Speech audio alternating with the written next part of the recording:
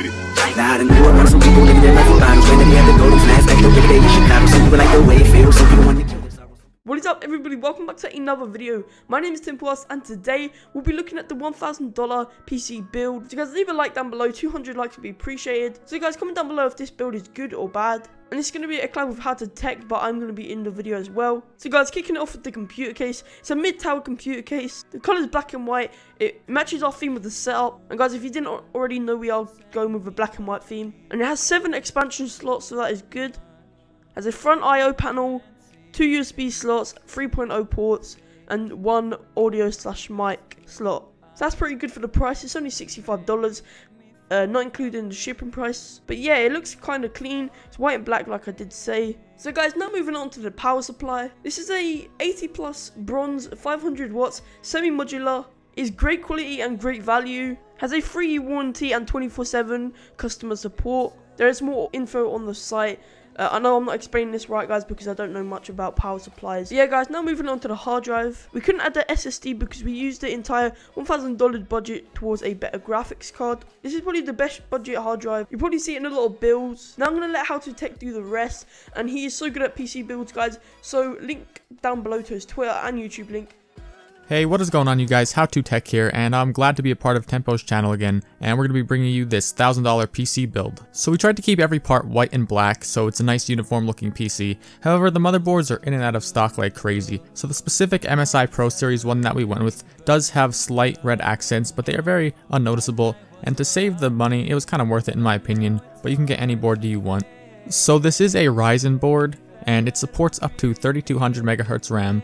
And some features to note are Game Boost, Gaming Hotkey, X Boost, and XSplit Gamecaster. Now the build quality of this board is well above average. For example, the PCI Express slot is actually metal, unlike the plastic ones you find on the cheaper boards. And for $95, it's a little more pricey, but for a $1,000 PC, you really want to invest in every part, and I was really happy with this choice.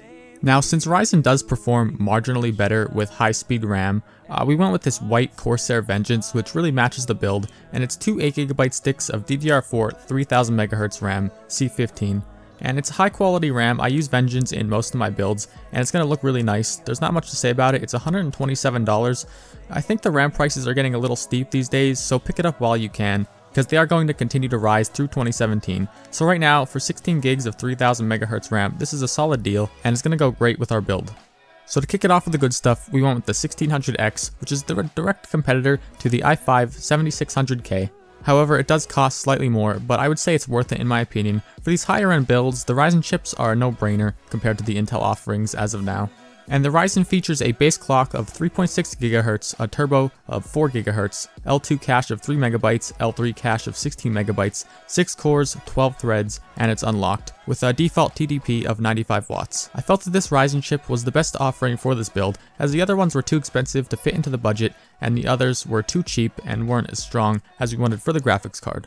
And now, finally, for the graphics card, we went with the Zotac GeForce GTX 1070, the mini version. It has 8GB of GDDR5 memory, a base clock of 1518 MHz, and a boost clock of 1708 MHz. The memory is clocked at 8 GHz, and it only recommends a 500 watt power supply because it only draws 150 watts, and it uses a single 8-pin connector to power it. Now, with this CPU and GPU, you're going to be playing games maxed out, no problem, high, ultra settings, 60 plus FPS. This build is going to last you for years. It's an excellent build if you're looking to get into the high-end PC gaming without having to spend double the price on a 1080 Ti.